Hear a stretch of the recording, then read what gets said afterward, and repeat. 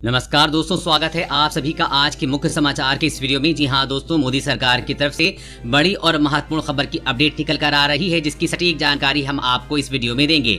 बस आप इस वीडियो के साथ अंत तक बने रहिए। लेकिन उससे पहले आपसे एक छोटी सी रिक्वेस्ट है कि मुझे इस वीडियो को बनाने में बहुत मेहनत लगती है, तो इस मेहनत के लिए वीडियो पर एक लाइक जरूर कीजिएगा। साथ ही वीडियो के नीचे दिए गए इस लाल बटन को दबाकर चैनल को सब्सक्राइब कीजिएगा और इस घंटी को भी दबाइएगा, ताकि आपको दिन भर की बड़ी खबरों की जानकारी लगातार मिलती रहे। तो चलिए दोस्तों, एक एक करके सभी बड़ी खबरों के बारे में जान लेते हैं। तो दोस्तों, आज की पहली बड़ी खबर की अपडेट की बात करें तो 10,000 रुपए तक सस्ती होने वाली है बाइक। सरकार टू व्हीलर पर घटा रही है जीएसटी। जी हां, वित्त मंत्री निर्मला सीतारमण ने टू व्हीलर बनाने वाले कंपनियों को राहत देने के संकेत दिए हैं। हाल ही में होने वाली जीएसटी काउंसिल की 41वीं बैठक में ऑटो इंडस्ट्रीज की इस डिमांड पर वित्त मंत्री गौर कर सकती हैं। इस खबर के बाद बजाज ऑटो के मैनेजिंग डायरेक्टर राजीव बजाज ने एक इंटरव्यू में बताया है कि अगर सरकार टू व्हीलर पर जीएसटी घटाती है तो इससे इंडस्ट्री को बड़ा फायदा होगा। उन्होंने कहा, इस संकट के माहौल में सरकार को इंसेंटिव देना चाहिए ताकि कंपनियों की हालत बेहतर हो सके। मौजूदा समय में ऑटो सेक्टर पर फिलहाल 28% की दर से जीएसटी वसूला जाता है। अगर जीएसटी 28% से घटाकर 18% किया जाता है तो बाइक की कीमत 8,000 से 10,000 रुपए तक की सस्ती हो सकती है। और अगली बड़ी खबर की बात करें तो गुजरात में कोरोना वायरस से ठीक होने के बाद अचानक क्यों मर रहे हैं लोग। जी हां, गुजरात में कुछ ऐसे भी मामले सामने हैं जिनमें इलाज से पूरी तरह ठीक होने के बाद मरीजों को अस्पताल से छुट्टी दी गई थी, लेकिन बाद में उनकी मौत हो गई। हाल ही में एक ऐसा ही मामला सूरत में सामने आया है, जिसमें सूरत म्यूनिसिपल कॉर्पोरेशन द्वारा संचालित सीमर अस्पताल में इलाज के बाद एक 70 वर्षीय महिला की छुट्टी दे दी गई। उसकी कोरोना जांच की रिपोर्ट भी नेगेटिव आ चुकी थी, लेकिन घर पहुंचने से पहले ही उसकी मौत हो गई। इस घटना से मृतक का परिवार सदमे में है। डॉक्टर भी इस महिला की मौत से हैरान हैं। इसके अलावा अहमदाबाद में भी ऐसा मामला कुछ दिन पहले सामने आया था। इसमें अस्पताल से ठीक होकर घर जा रहे एक शख्स की रास्ते में मौत हो गई थी। गुजरात सरकार द्वारा कोरोना से निपटने के लिए बनाई गई एक्सपर्ट डॉक्टरों की टास्क फोर्स के सदस्य डॉक्टर तेजस पटेल का कहना है कि क्लॉटिंग का असर कोरोना मरीज पर ठीक होने के 1 दिन से लेकर 45 दिन तक रहता है। जिन मरीजों पर कोरोना का असर ज्यादा होता है उनको ब्लड थिनर के इंजेक्शन दिए जाते हैं ताकि मरीज हार्ट अटैक, ब्रेन स्ट्रोक से बच सके। गुजरात में कोरोना से ठीक होने के बाद जिन मामलों में मरीजों की मौत हुई है उनमें प्रमुख वजह दिल का दौरा और ब्रेन स्ट्रोक है। और अगली बड़ी खबर की बात करें तो अब मिलेगी सिर्फ 2 रुपए किलो चीनी। जाने कब से मिलने लगेगी ये सुविधा।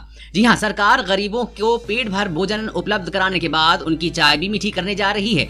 राशन कार्ड धारकों को फिर से कोटे की दुकान से चीनी उपलब्ध कराई जाएगी। अगले महीने से सहकारी मिल कोटे की दुकानों पर चीनी उपलब्ध करा देगा। फिलहाल एक राशन कार्ड पर 1 किलो ही चीनी दी जाएगी। आदेश के बाद 3 माह के लिए चीनी स्टॉक करने के लिए जिला स्तर पर गोदाम की व्यवस्था की जा रही है। और अगले महीने से गरीबों को मात्र 2 रुपए किलो चीनी उपलब्ध कराई जाएगी, जिससे देश भर के लाखों गरीबों को राहत मिलेगी।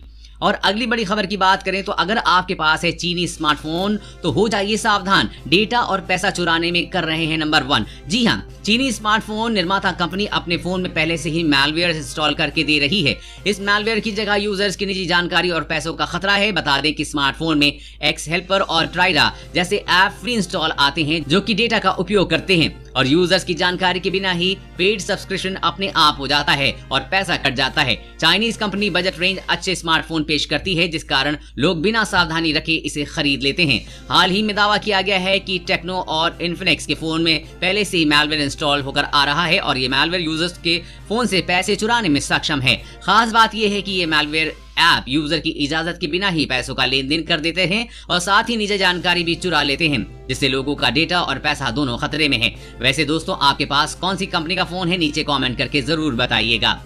और अगली बड़ी खबर की बात करें तो अगर ट्राई ने लागू किया ये नियम तो बंद हो जाएंगे 100 से अधिक टीवी चैनल्स। जी हां, टीवी ब्रॉडकास्टरों में इन दिनों खलबली मची हुई है। दूरसंचार नियामक ट्राई के एक आदेश ने उन्हें परेशान कर दिया है।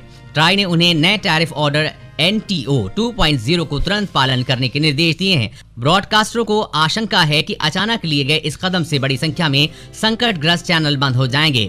सूचना प्रसारण मंत्री प्रकाश जावड़ेकर ने मई में IBF के सदस्यों के साथ बैठक की थी। इसमें उन्होंने भरोसा दिया था कि NTO 2.0 को फिलहाल अभी जारी नहीं किया जाएगा। इसके बावजूद इसे तुरंत प्रभाव से लागू करने के निर्देश जारी किए गए हैं। इस नए नियम के लागू होने से 100 से ज्यादा चैनल बंद हो जाएंगे। वैसे दोस्तों, आप कौन सा चैनल देखना पसंद करते हैं, नीचे कमेंट में जरूर बताइएगा। और अगली बड़ी खबर की बात करें तो चीन से निपटने को तैयार भारत। लद्दाख बॉर्डर पर जवानों को मिली इग्ला मिसाइल। जी हां, चीन की किसी भी तरह की चालाकी से निपटने के लिए भारतीय सेनाएं पूरी तरह से तैयार हैं। ईस्टर्न लद्दाख बॉर्डर पर जारी तनाव के बीच भारत ने अपने जवानों को इग्ला मिसाइल के साथ तैनात किया है। ये मिसाइल ऐसे वक्त में काम आती हैं अगर दुश्मन किसी भी तरह से हमारे एयर स्पेस में घुसने की कोशिश करता है तो उससे नाकाम किया जा सकता है। इग्ला मिसाइल के जरिए कोई भी जवान कंधे से वार कर सकता है, जो कि हेलीकॉप्टर और फाइटर हेलीकॉप्टर को ढेर कर सकती हैं। सरकारी सूत्रों ने बताया है कि भारतीय जवानों को इग्ला मिसाइल सिस्टम सौंपा जाएगा, जो दुश्मनों को भारतीय एयर स्पेस में आने से रोकेगा। साफ है कि लद्दाख इलाके में चीन की किसी भी तरह की चाल से निपटने के लिए भारतीय सेनाएं तैयार हैं। और अगली बड़ी खबर की बात करें तो लड़कियों की शादी की उम्र में बदलाव की तैयारी को लेकर पीएम मोदी के फैसले का हो रहा है विरोध। जी हां, प्रधानमंत्री नरेंद्र मोदी ने लड़कियों की शादी की न्यूनतम आयु बढ़ाने के संकेत दिए हैं, जिसके बाद इस मुद्दे पर बहस शुरू हो गई है। इधर मोदी के फैसले के खिलाफ 100 से अधिक नागरिक संस्थाओं ने सरकार से अपील की है और दावा किया है कि ये कदम माओ और शिशुओं की सेहत में सुधार लाने में खास मदद नहीं कर पाएगा। उन्होंने दावा किया है कि लैंगिक समानता महिलाओं के अधिकारों या लड़कियों के सशक्तिकरण को बढ़ावा नहीं देगा और माओ एवं शिशुओं की सेहत को सुधारने में खास मददगार नहीं होगा। संस्थाओं के हिसाब से पुरुष और महिलाओं की शादी की उम्र को समान रखना केवल व्यर्थ है, इसमें किसी तरह की लैंगिक समानता नहीं दिखती है। वैसे दोस्तों, आपको क्या लगता है, पीएम मोदी का लड़कियों की शादी की उम्र बढ़ाने का फैसला सही है या नहीं? नीचे कमेंट करके जरूर बताइएगा। और अगली बड़ी खबर की बात करें तो सरकार ने एलपीजी पे खत्म कर दी है सब्सिडी, अब बाजार भाव में मिल रहा है गैस सिलेंडर। जी हां, घर घर गैस सिलेंडर पहुंचाने के मकसद से मोदी सरकार ने उज्ज्वला योजना शुरू की थी और गरीबों को सस्ता एलपीजी सिलेंडर देने के लिए सब्सिडी की पेशकश की थी।